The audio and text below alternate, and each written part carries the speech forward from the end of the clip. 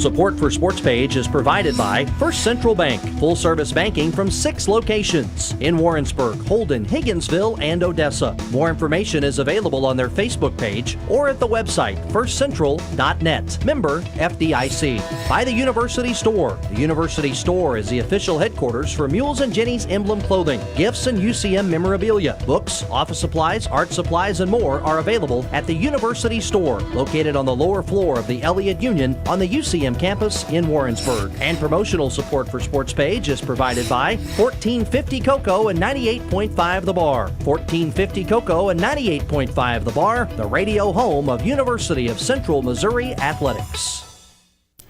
And coming up next here on the Central Missouri Sports Page, we'll visit with Mules baseball coach Tom Myers and Jenny's bowling coach Ron Holmes. The 7th-ranked baseball Mules are in the heart of MIAA play, and Jenny's bowling is the #1 seed in the upcoming NCAA Championships April 11th through the 13th in the Detroit, Michigan area. In our Sports Page Spotlights, we'll meet 2 senior student athletes keeping the UCM baseball and bowling teams amongst the nation's elite. We'll also fill you in on the results and upcoming schedules for the rest of the Mules and Jenny's spring sports programs. It's all next right here on the Central Missouri Sports Page.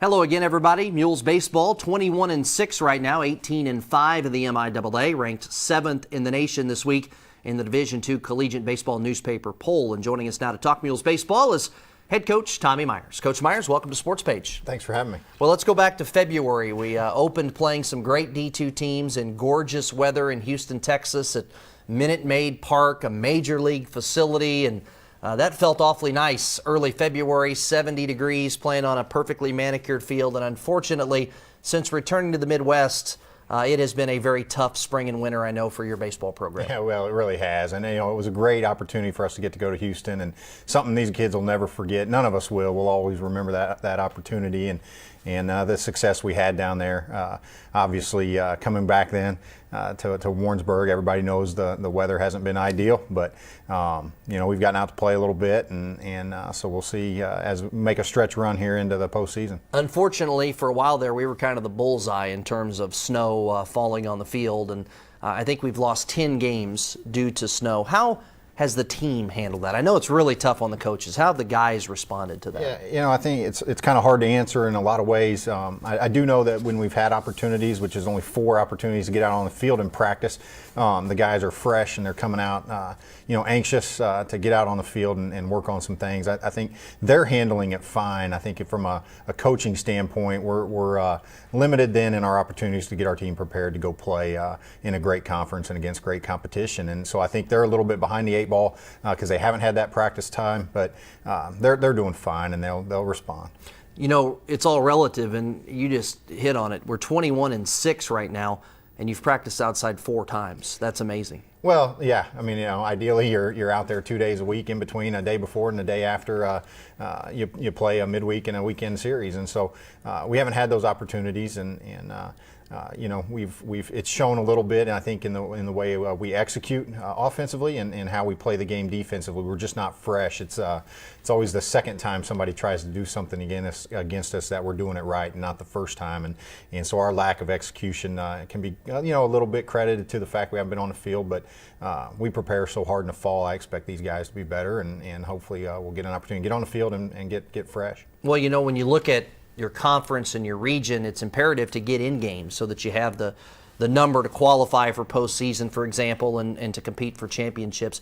In one respect, it's probably good news that we're paired now with the Northern Sun, schools in primarily Minnesota that have a lot of snow, and also a lot of other institutions in the MIAA have dealt with a lot of snow this year. So we're not down a whole lot of games compared to our competition. Well, we're not. I mean, I think most teams are somewhere in that 28-5 to 30 range right now of games played, and still have some left on the schedule to finish up. But you're right. I mean, I think the nice thing is when you can get in a flow and start playing good baseball and then continue. I thought we were playing some really good ball early in the year.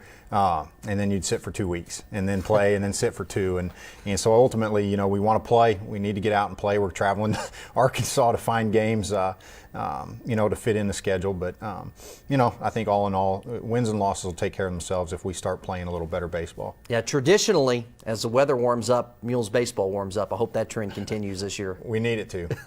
Well, let's talk about this team. 21-6. You mentioned the lack of playing time, but as you assess where you're at right now, 27 games in, what are you happy with? What needs to improve greatly right now? Well, I'm happy with the determination level of our group. I really am.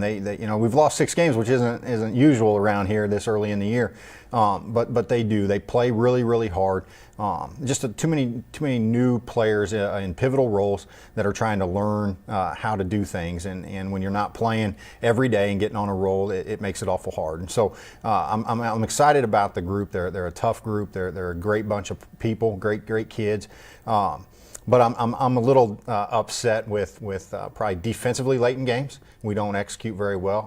Our starting pitching isn't getting through 5 innings. Last year we were 38-0 when our starter got past 5 innings. This year we've had to go to the bullpen a little bit earlier, so we need to get a little better starting pitching. And then early in a game, we have a philosophy and a rule early in the game offensively, and I really don't want to tell people what that is, but don't then. But we're not there yet, and we're not finding ways. We're trying to put teams away in the 5th and 6th inning with big innings as opposed to be able to attack runs on late in games and finish them off that way. Well, yesterday your team was in St. Charles to take on Lindenwood in a midweek MIAA doubleheader. KMOS TV was there as well, so let's take a look at some of the highlights from the Lou Brock Sports Complex, one of your heroes. You're a big Cardinal fan, and yesterday turned out to be a split. Most teams in Division II, most college baseball teams, you go on the road, you get a split, you're happy.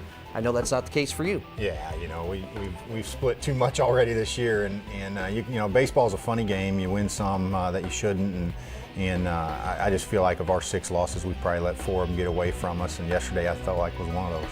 Well, you had a tough hill to climb.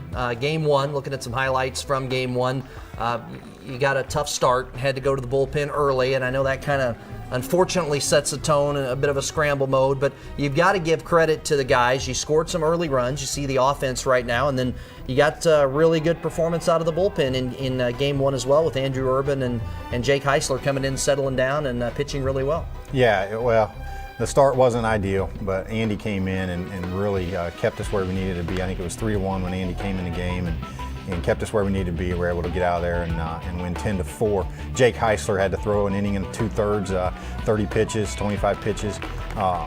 If those guys are throwing 20 to 25 pitches each to finish a game in the 6th and the 7th, then the next game you feel a little more comfortable with. And we just got away from us early. We had to stop it, and that put the pressure on us in Game 2 to have enough bullpen to finish that one off. Well, and there you see Brad Wilson. You look at the offense right now.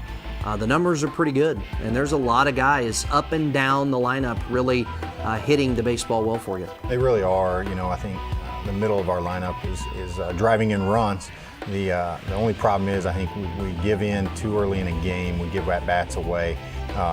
And even in the middle, when our guys, even the guys that are statistically the best on our team, I think are just giving away at-bats, hoping for the big double or the big home run, as opposed to just the singles that continue to drive runs across and extend innings. You did have a big inning in this game, and I know we'll see some of it, but there's the execution you want to see from your team. Moving guys along with quality bunts, sacrifices, hit and run, those type of things to continue to put pressure on the defense. When we execute, we are very, very efficient offensively, and that's just a very simple thing to do, is to put down a bunt.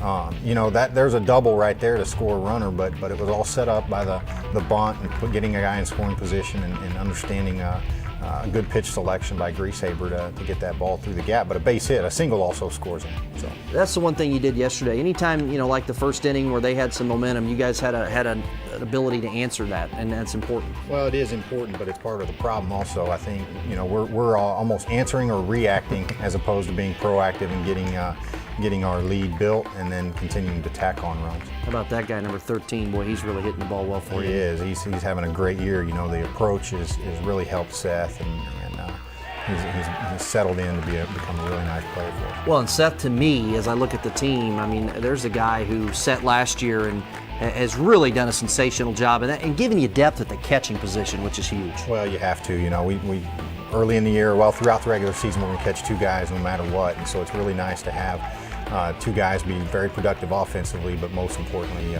such solid guys behind the plate. Saw number 1 there, Trevor Jones, a St. Louis kid, and again, another one of these young guys that's learning in the system and hitting the baseball pretty well, and you get him on base, he can make some things happen with his tremendous speed. He really can. You know, he's an exciting player. I think Trevor doesn't realize how exciting he can be if he just let it all go, and so we're hoping that he gets comfortable in the system and really starts to let his natural ability shine, because he's got some serious speed and ability. Speaking of a St. Louis area kid, there's a young man that's really swinging the bats for you well right now in Kevin Grotson. Kevin's been doing really well and really coming on late and extending that lineup out a little bit in the 6-hole.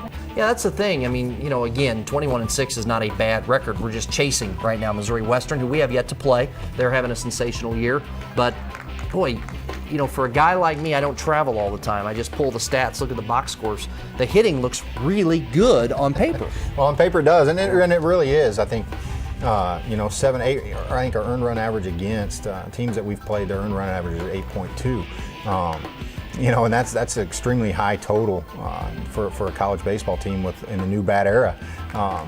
But if you're not traveling on the road to watch us play, you haven't seen us play. So it is good on paper. Again, I think you know, I'd take 20 points less in the batting average if we could execute better with runners at third and less than 2 outs. Yeah, and I think you hit the nail on the head earlier. The one thing I have been able to see in the games I've been at, and I know our fans, is this team, we're not jumping on teams early.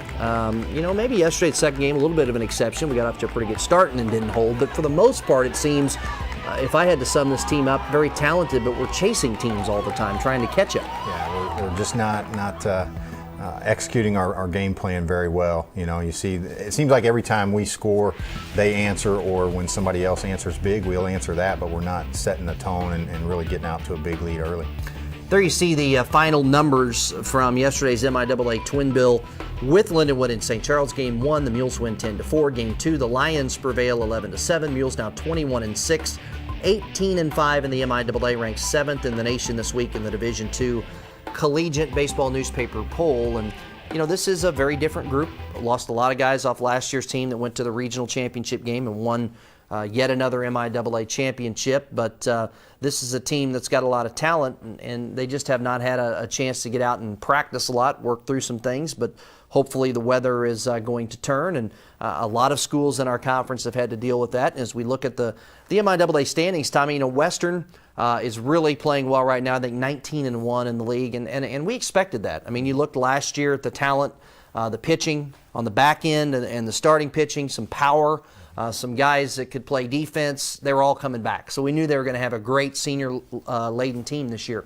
You know, Matt Murray, former assistant for you, now the head coach at Pitt State, has done a great job in his first year. Missouri Southern's up there amongst the top as well. And then the interesting thing to me, you've got about 7 teams in this 14-team league, 15-team league, that are around, anywhere between a 500 winning percentage and a 600 winning percentage, and they're capable of knocking anybody off. So there is a lot of parity this year, a lot of quality teams in the MIAA. Oh, it's been something else. We're going around playing various teams, you know, in the league. They're good. You know, some clubs are ultra offensive. Other clubs have some great starting pitching and try to, you know, win it with 4 or 5 runs on the offensive side, and so every week's been different. And it's I think it's going to be a race to see the seeding and for the conference tournament and positioning for that, because I think there will probably be some positioning. You know, I think Missouri Western obviously is putting together a fantastic year. Their offense is unreal. They can really swing it, and then they get starting pitching that gets 5 or 6 innings, and you can find a way to pin out a game. And so that's going to be a great matchup, one that we're looking forward to in 2 weeks, or 3 weeks, but. And then after that, you're right, Missouri Southern's doing really well. Pitt State's doing really well. And the thing about it is, if you go back and you look, as I have, they're getting great starting pitching from their first 2 starters, and that can set the tone for a weekend. That's April 20th and 21st at Missouri Western. That'll be a big series. We'll have it for you on the UCM Sports Radio Network. But in order to make those games big, you got to stay within striking distance to where you're gaining ground and they're losing it when you play them. And this weekend, you had to, again, adjust the schedule. You can take your schedule cards from Mules Baseball and just tear them up and throw them in the trash. It's just been that kind of year. You're going to Arkadelphia, Arkansas to play Henderson State, 3-game series coming up this weekend. And a lot of folks may say, those aren't MIAA games, but you're down 10 games due to the snow. Those are in-region games. Those are every bit as important in terms of the NCAA tournament for your team as those conference games are. Yeah, you're right. As when we did this series here with Henderson State, we had to look at a couple things. One, we needed games, no question about it, and so we were looking for open weekends because this was our bye weekend. We wanted in-region games, but most importantly, we wanted to find a team that we felt like was going to finish the year well above 500, and all things fell into place with Henderson State. We know them well. We've been down there the last 2 years to play them early in the year, and they're a lot like Western in that they have a lot of kids coming back and should be an exciting group to play.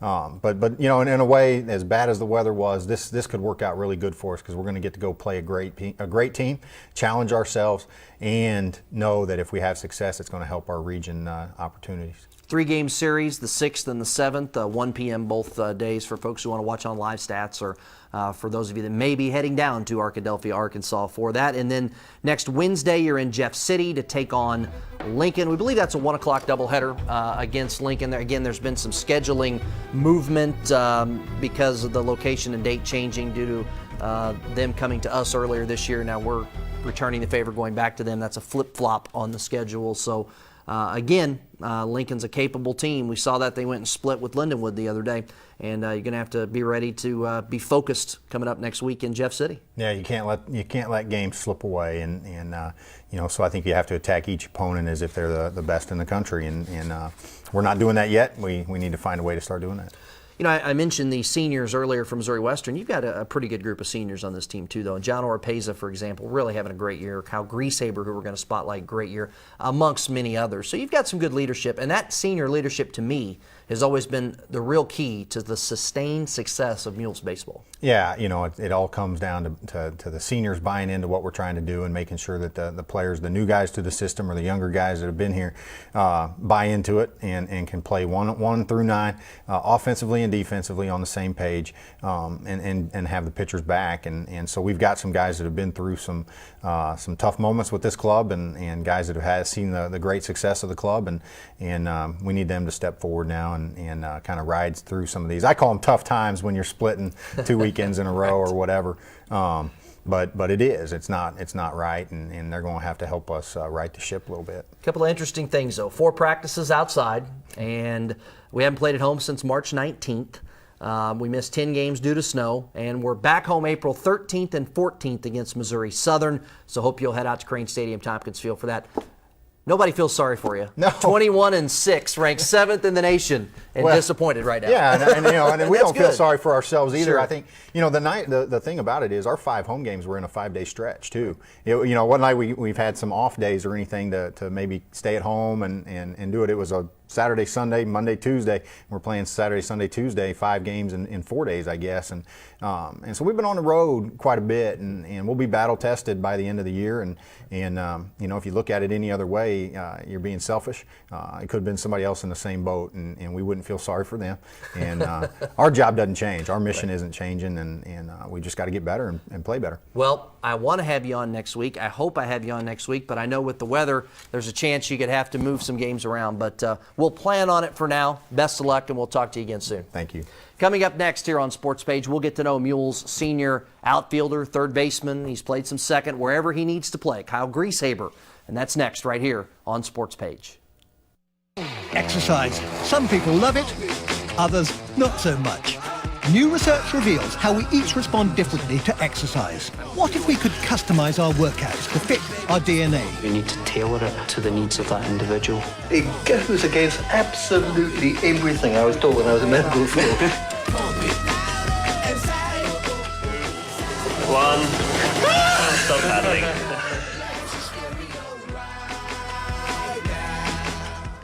coming to Independent Lens. Somebody down the road said drugs are bad. Okay, there's no argument there.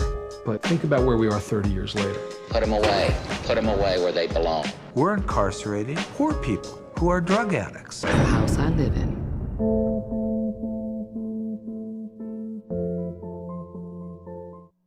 I really do enjoy volunteering. I volunteer for a number of organizations that include a museum, which is in my community, and driver safety classes aimed at senior citizens. I like to think that I have made a difference, and I think that's enough. I don't need to be patted on the back. Some of the values that I have now came to me from PBS. I really enjoy the documentaries from Ken Burns. We don't change the television station when those things are on. I've included my PBS station in my future plans. It's not a big gift, but something that will help them.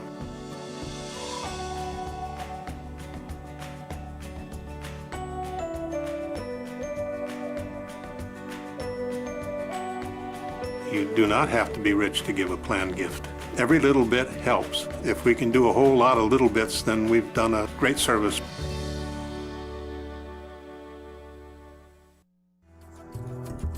Thank you for watching KMOS Channel 6.1, Sedalia, Warrensburg.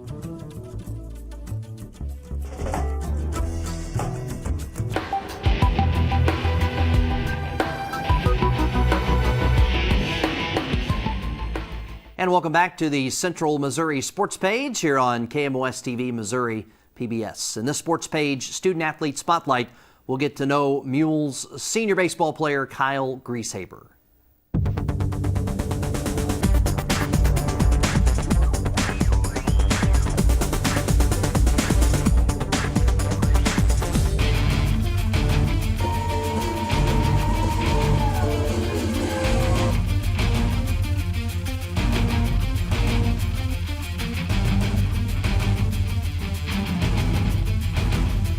This year's team compared to last year's team, we had a lot of seniors last year that graduated, so we got new guys that came in this year, a bunch of JUCO guys, a bunch of freshmen, and we were able to come together and bond as a team. We did a thing called the Mean Mule Challenge, which was good. It divided the whole team up, and we competed against each other, and it gave us a good team bonding experience, so it brought us all together really nicely.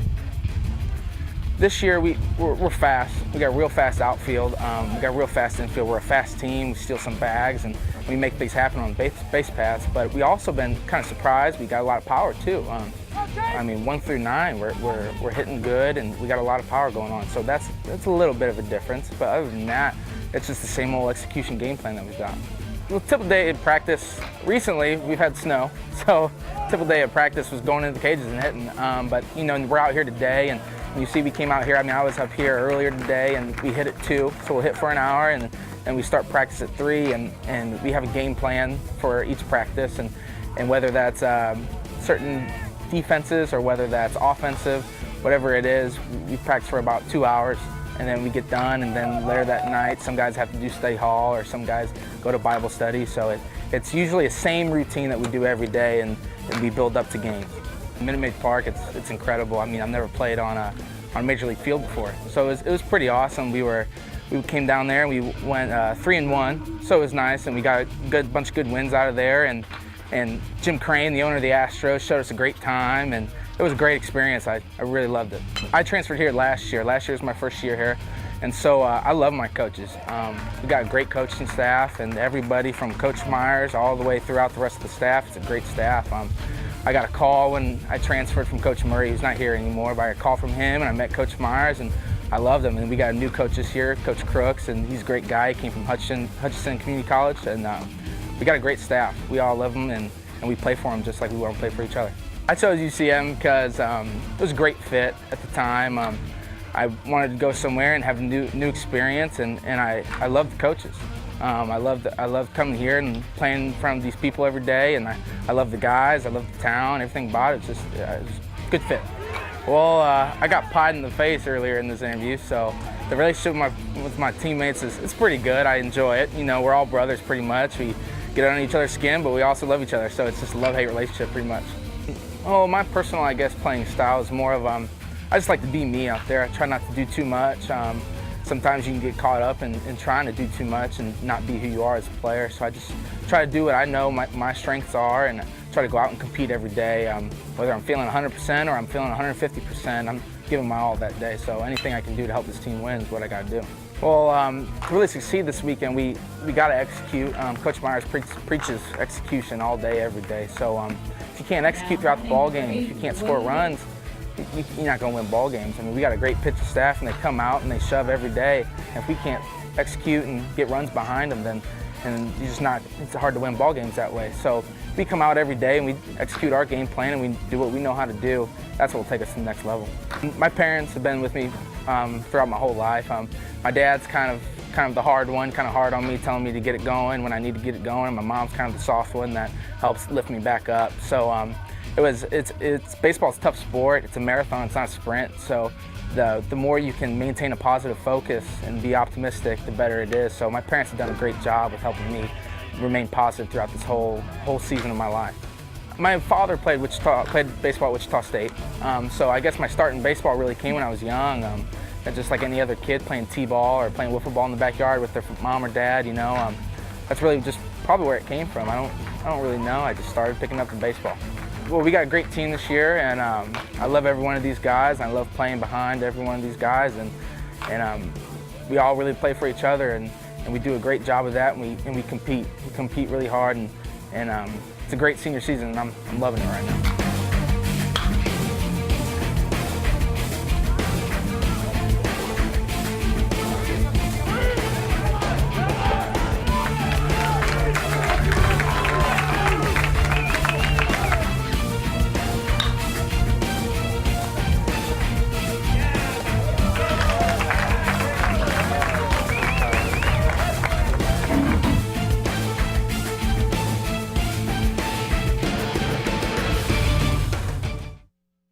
Reese Haber is a Marquette High School product from Chesterfield in the St. Louis area. He's played some third base, second base, and outfield for the Mules. He's hitting .371 right now with a team-leading 7 home runs.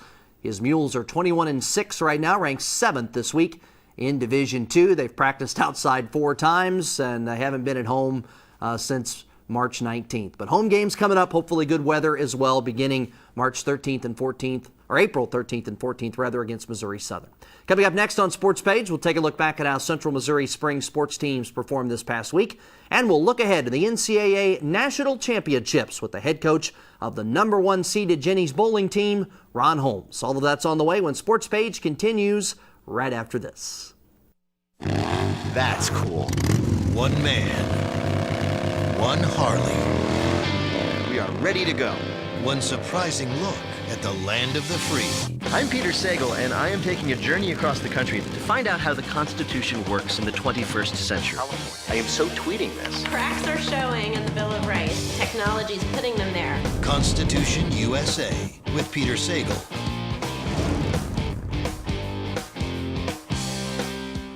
Next time on Nature.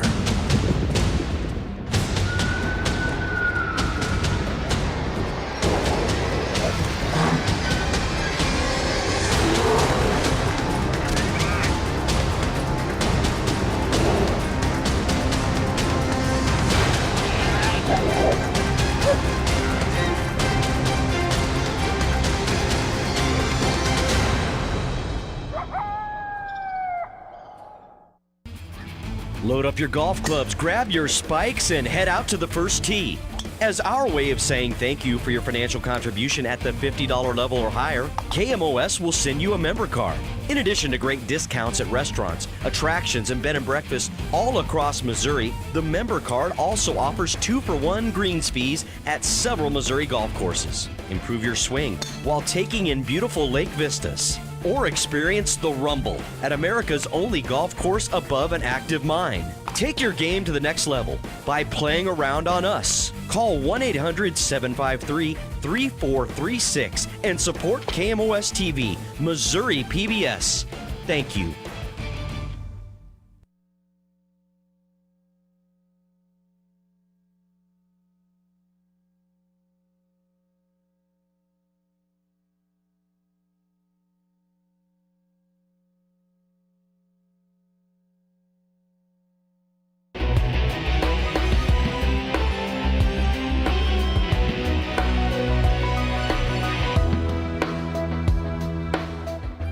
And once again, thanks for watching Sportspage here on KMOS TV. Coming up in just a moment, we'll preview the upcoming NCAA Bowling National Championships with Jenny's head coach Ron Holmes. But first, let's take a look at how the Mules and Jennies performed this past week.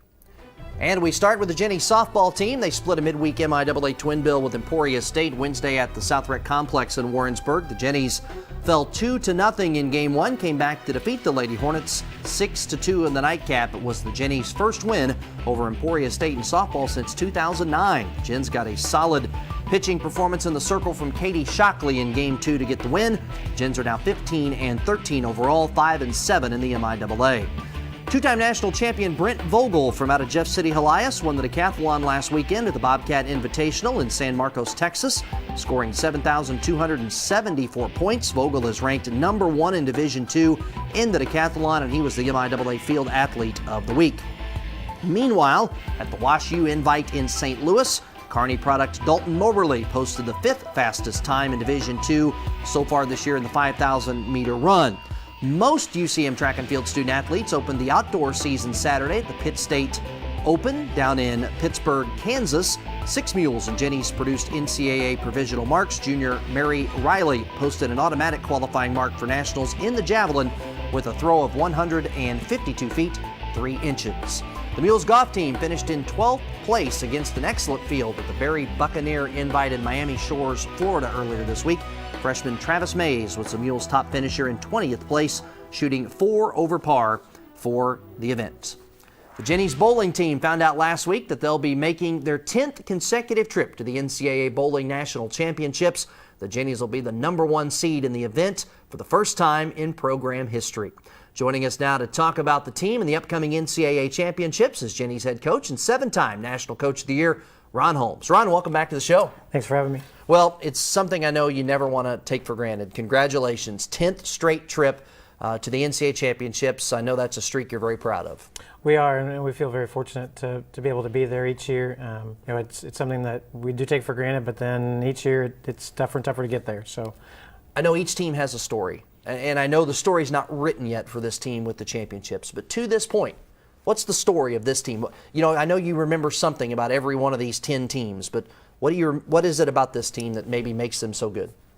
I think the biggest thing from this group is they seem to be so diverse with their overall skills, but so deep as well. I can't remember a team ever having this much depth at that higher level skill part. We've certainly had our very good players, our studs, so to speak, but then it falls off a little bit. But we have 6 to 7 players that can start for anybody, including us, at any time. So it's fun to watch. Yeah, we'll talk about that more here in a little bit. The NCAA selection show, though, was last week. That's when you found out that your team was in the field of 8. And that's also when you found out you were the number 1 seed for the first time in program history. Talk about that, what that means to the program. I think it's a very unique and very special honor for us. It's wonderful to be the first ever number 1 seed, not only for our program, but this is the first time they've ever seeded teams to the championship. With that being said, seeding, I don't know if it's a good thing or a bad thing. It may put a bigger bullseye on us. We'd like to think that the regular season helped out with that a little bit too, but it's a very, very special time for us. Yeah, I want to ask you that question. The number 1 seed and this new process, and you know your group, do you think the number 1 seed makes the team more nervous, the pressure, or more swagger? More, hey, we're the number 1 seed. We earned it. We're here. Which way do you see this team handling that? I think I see a little bit of the middle for both of those. We played incredibly well early in the year. They had a swagger to them. Here in the spring, we've kind of come back to the rest of the membership. And here at the end, I think they felt that they would probably get overlooked from that spot because of how we've fallen off. But it's nice to see it's a reward for the regular season. With that being said, we could go in and be 0-7 after the first day, and it doesn't mean a lot other than window dressing. Right, that's a good way to put it. And we're looking at practice now from here on the UCM campus. You've had some time between the selection, the official notification, and then coming up obviously next week, the 11th through the 13th, and heading up to Detroit. What's practice been like? The focus, trying to get better, trying to maybe get back to that peak performance earlier this year. In your opinion, how's it going? I think it's going very, very well. We tried to narrow some things down, tried to simplify some things. There's not a lot of new learning that's going on right now, just fine-tuning. But we're also taking some steps to make sure that they are prepared for anything they may come across. It's a fine line between the routine that you want, but then also the preparation for some of those unique things, including hopefully a championship show. Yeah, absolutely. That certainly is going to be an interesting opportunity for this team, I think, when they go back to Detroit. You and I were talking earlier. Back to Detroit, first time since '09, or Canton in the Super Bowl. And it's also the last time the Jennies were in the national championship match on ESPN. So good karma there. And I know that every team's different, but I think in bowling with the lanes and maybe how they're kept and how they're oiled and all those things, that could be a factor. It is, and it's certainly a special place for us to come back to. No one from this squad has been competing there before, but we do have several players from that upper northeast area too, so there's some comfort things that we can rely on, and I think the group will respond to that. You mentioned your season as we're looking at some practice footage in preparation for the upcoming NCAA championships for Jennies Bowling. You placed first or second in 7 events. So the good news is this team knows how to win. It does, and one of the neat things, they want to take it on their own shoulders. They know there's plenty of players, there's plenty of staff there to help them. They really want to take that responsibility on their shoulders and work their way through it. So I think they're prepared and should do a real fine job. As we look at some of the individuals here, again, 3 All-Americans from last year in this lineup, but as you look at your stats, 6 bowlers with a game average better than 194. I mean, that's tremendous depth. I mean, you've got former National Rookies of the Year and 2-time All-Americans right now kind of in your 4 and 5 spots, and that's not a discredit to them. That's just the depth this team has right now. That's correct, and it gives us a great deal of flexibility in moving some things around in our lineup, and we're actually working off of that as well, working through scenarios that may come up.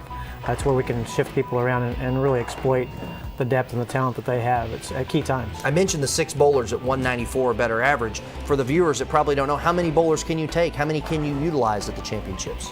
5 will play at any given time. We can take 10, and we do have substitutions that work in from time to time, certain types of scenarios, spare shooting specialists, that kind of thing.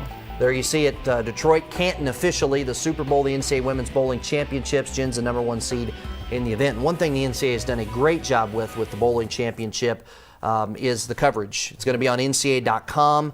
Folks can watch the qualifying rounds all the way through there, and then got a piece of the big time being associated with all levels for the bowling championship. ESPNU carrying the championship round live. ESPN will pick it up, carry it the next day on that Sunday. So some terrific coverage not only for NCAA women's bowling, but for hopefully UCM as well. I would certainly like to think so, and there'll also be a special presentation made on Wednesday evening with some of the postseason awards, so I would encourage everyone to kind of watch for that. I think we have several candidates for some national awards that will come along. So NCAA.com will kind of be your home the 11th through the 13th and the 10th leading up to it there from Canton, Michigan. So check that out. Go to the women's bowling page at NCAA.com, and that's where you can find all the information you need for the championships. Let's talk about your leader, Natalie Jimenez, 3-time All-American. I think her average right now is over 209, which is just sensational.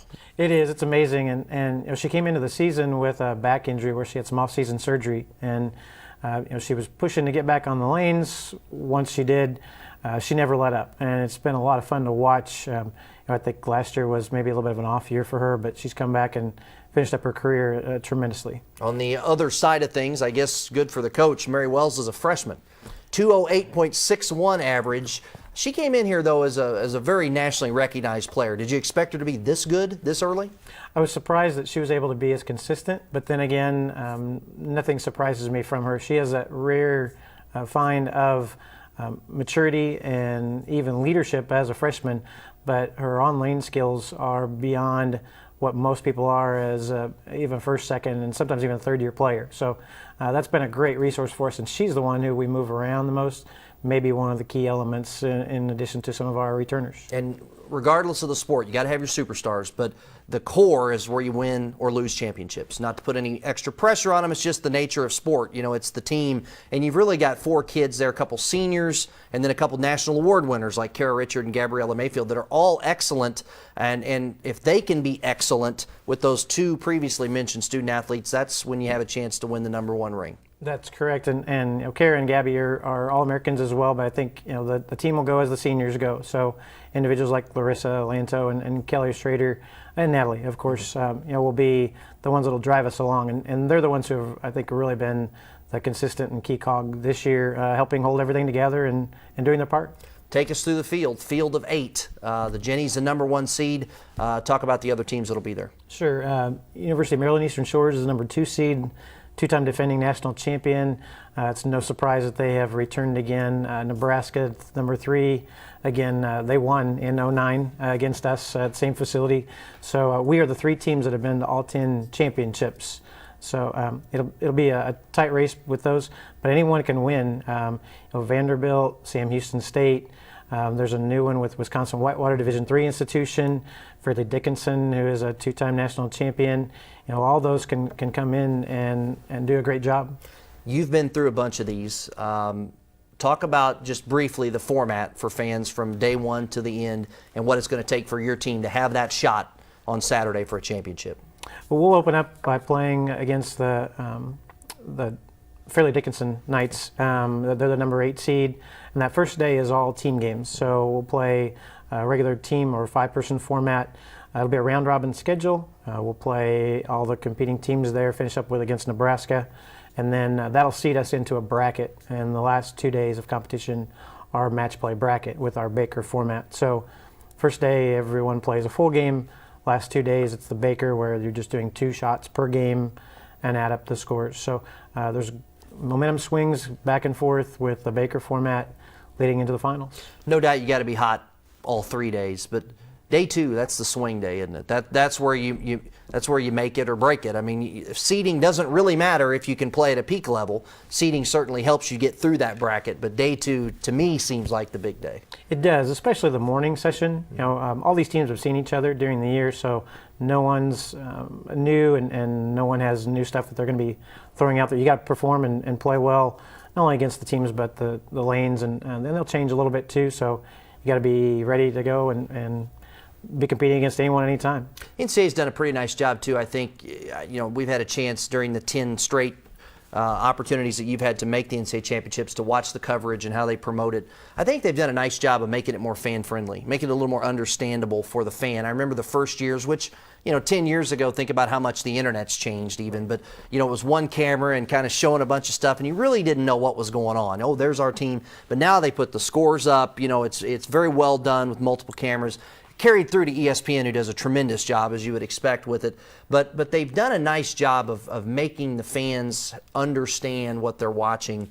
And to me, people always ask me, what's it like? I say it's like lining up a 7-foot downhill putt to win a golf tournament and doing that all day long. I mean, your turn to make the putt, now it's my turn. If I miss, we lose. If I make, we win. And to me, that's kind of the feel of the whole thing. It is, and I think the NCAA has tried to step forward and show it as any other sport might. That's one of the neat things that they've been able to help provide for us, but also being able to show the entire competition, because some of the things that may be happening leading up into the championship have gotten lost, or you don't get to see that full story. So it's really neat to see how they've stepped forward, and they do a tremendous job for us. And maybe the amazing thing about the 10 consecutive appearances is the fact that the sport's growing, and a lot of schools are adding. We're hoping as a Division II institution to one day have that opportunity to compete for a D2 title. But right now we're competing for the title, and you're competing against a lot of D1 schools. That's correct, and the D1 schools primarily dominate the field during the regular season too, so it's neat to see that we can stay up there with them. It's neat to see that Wisconsin Whitewater was recognized for their success. So it is growing leaps and bounds, and there's some teams crossing over even from the club side, which is a neat experience too. As you look at this team, the success they've had, the field up there, one or two of the biggest keys to a great run for the Jennies coming up next weekend? I think the biggest thing is just settling in and being comfortable. The team is super experienced, not only from our part, but from the overall competition setting. Getting comfortable with what they're doing, not pushing or pressing, realizing that each of them play a part. The other part will be trying to stave off that major mistake. If you got somebody who is on a hot streak, you just try to ride it out. One game is not the determining factor in a match. One pin, 100 pins, that happens to everyone. So if you can ride through that, hopefully you'll be there at the end. That's the deal. Just tell them from all of us, just go have fun, do their best, but Don't worry about it. Just go have fun. And I think that in bowling, that's a huge key. You don't put any more pressure on yourself in that NCAA championship than you did at the Vanderbilt Music City Invite a few weeks before. That's exactly right. And hopefully the Jennies will do it. Congratulations on being back. Best of luck. And we'll hope for a championship celebration, but it's great to be where you're at this point, and best of luck to you and the team in Detroit. Thank you very much. Hopefully we'll represent the school well. No doubt you will. In just a moment on Sportspage, we'll introduce you to Jennies 3-time All-American bowler Natalie Jimenez. That is next right here on Sportspage. I grew up in Harlem during the Depression, but I was extremely fortunate to have an opportunity to go to college, tuition free. When I retired, I thought if I can even help one person go to college, I'll have done something really great. So I support one student with a scholarship. I see the values of PBS in sync with my values. And just the way I want to pass on a legacy of education, I would like to pass PBS on to the next generation. That's why I've included my PBS station in my estate planning.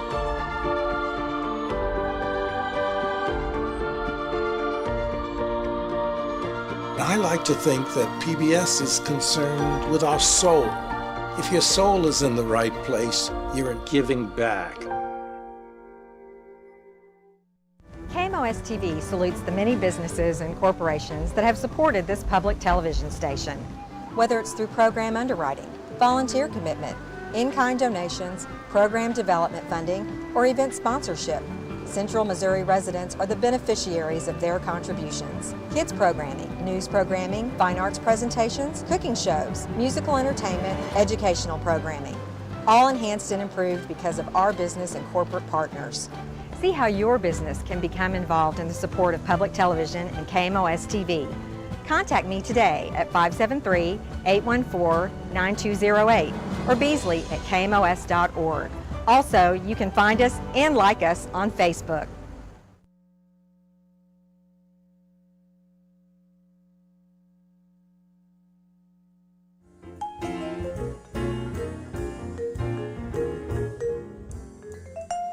You're watching KMOS Channel 6.1, Sedalia.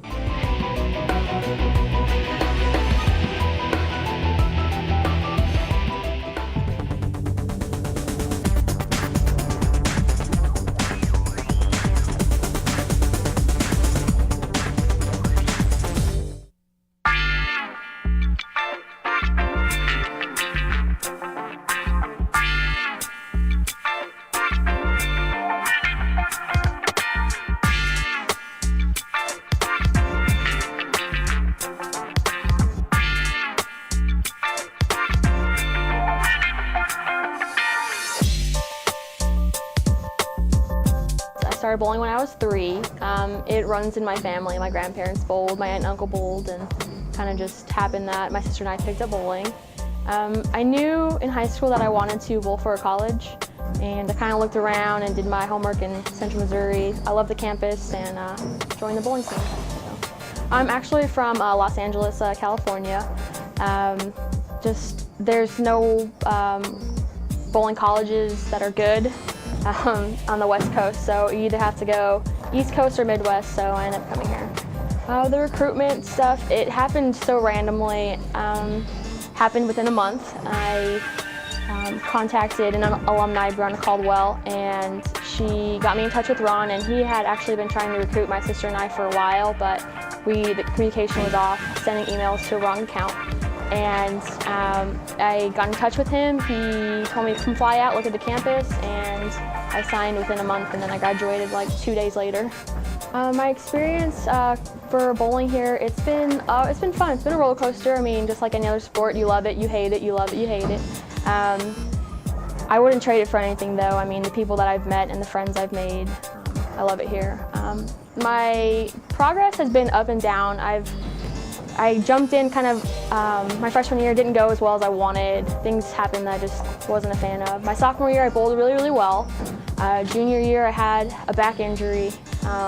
All of second semester, I know that really hindered me. And beginning of this year, I knew it was really questionable for everybody. I had to have back surgery in August, and I think a lot of people were counting me out and it ended up being the best season that I've had.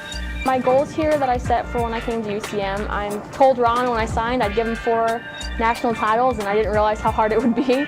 So that's truly the only goal that I've set for myself, is to get a national title and obviously graduate with good grades. So I've reached the good grades part, we just haven't had the national title part, but I definitely think it's in our hands this year. A normal day of practice, we probably get here around 1:45. We bowl. First 10 minutes is like warm-up, kind of just get loose. And then we either jump into a game, a full individual game, where you just work on different balls, try to play different areas, hand positions, wrist positions, targeting. We do that until about 3:30, 3:45, and then we'll go work out, whether it's lifting weights or doing cardio and that kind of stuff. And then we're done at 4:45.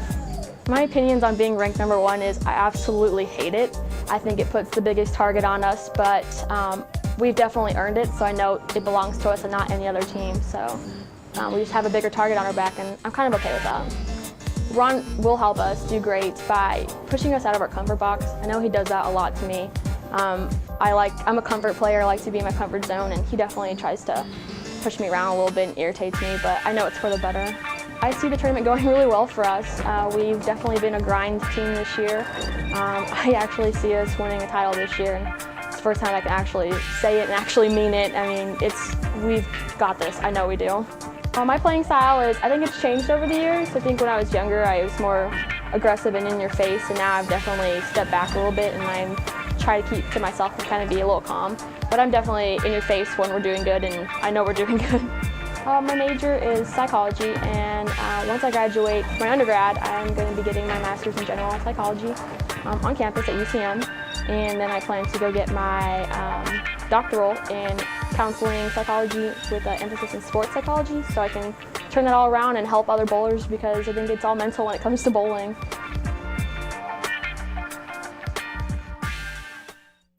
The senior 3-time All-American from Rowland Heights, California, has earned 6 All-Tournament Team honors this season and 2 Most Valuable Player awards. April 11th through the 13th at the Super Bowl in Canton, Michigan, Natalie and her Jenny's teammates will compete in the program's 10th straight NCAA championship event, and the first as the #1 seed. Best of luck to Natalie and the Jennies. In just a moment, we'll tell you where all the Mules and Jennies are competing this weekend as Sportspage rolls on after this timeout.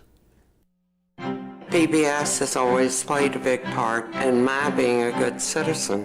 When the Watergate hearings began, PBS was thoughtful enough to re-air them at night. So it was a great service to all of us who were busy with children during the day. Frontline, the News Hour. I really love Washington Week. I trust the news programs on PBS. I decided to do a planned gift because I want to ensure that PBS will be around for my grandchildren and hopefully great-grandchildren. I would hope that others, when doing their estate planning, would include their PBS station.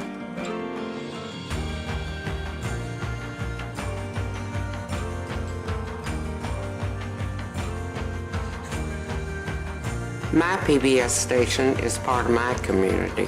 That's something I really value.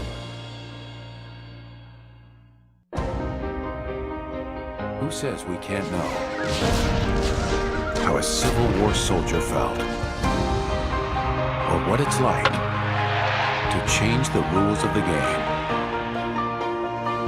Ken Burns pioneered a new way to tell America's story. And only PBS gives filmmakers like him a place to push the boundaries of what TV can do. Please give to this PBS station so that every American can experience stories like these, now and for generations to come. Thank you for watching KMOS Channel 6.1, Sedalia, Warrensburg.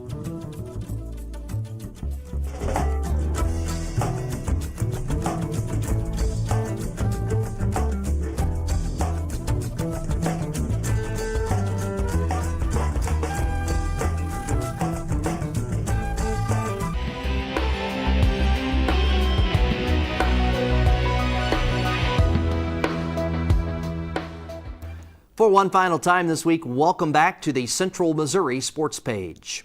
Before we wrap up this week's show, let's run down our upcoming schedule of events so you know where to follow the Mules and Jennies.